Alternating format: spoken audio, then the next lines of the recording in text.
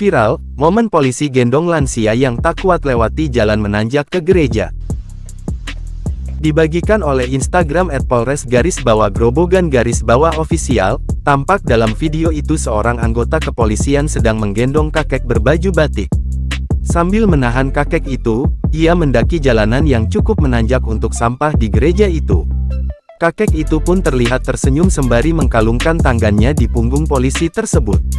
Sesampainya di teras gereja, polisi itu pun dengan perlahan menurunkan sang kakek. Terlihat seorang perempuan sedang berdiri di depan pintu gereja, seperti sedang menunggu kakek itu. Sang kakek pun tampak menyalami anggota polisi itu dan mengucapkan terima kasih. Dilansir dari laman polresgrobogan.com, diketahui bahwa sosok polisi itu adalah Brigadir Polisi Khoirul Hakim, salah seorang anggota Babin Kamtibmas di Polsek Grobogan. Menurut penuturan Kapolsek Grobogan AKP Chandra Bayu, Brigpol Khoirul Hakim saat itu sedang melaksanakan tugas pengamanan di gereja itu.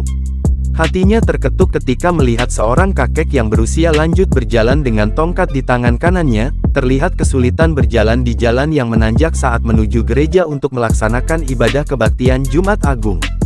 Betul tadi anggota Babin Kamtibmas Polsek Grobogan Brigpol Khoirul Hakim membantu para jemaat yang hendak kebaktian Jumat Agung di Pepantan Rejo Sejati wilayah Sumberjati Pohon, jelas Chandra.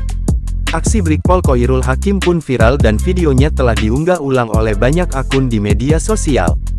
Banyak orang kemudian mengapresiasi tindakannya tersebut. Kami mengapresiasi anggota kami dan juga rekan-rekan TNI yang bertugas membantu para jemaat yang kesulitan naik atau turun dari gereja karena kontur jalannya yang curam. Meskipun mereka berpuasa, tetapi mereka tetap semangat membantu para jemaat, tambah AKP Chandra.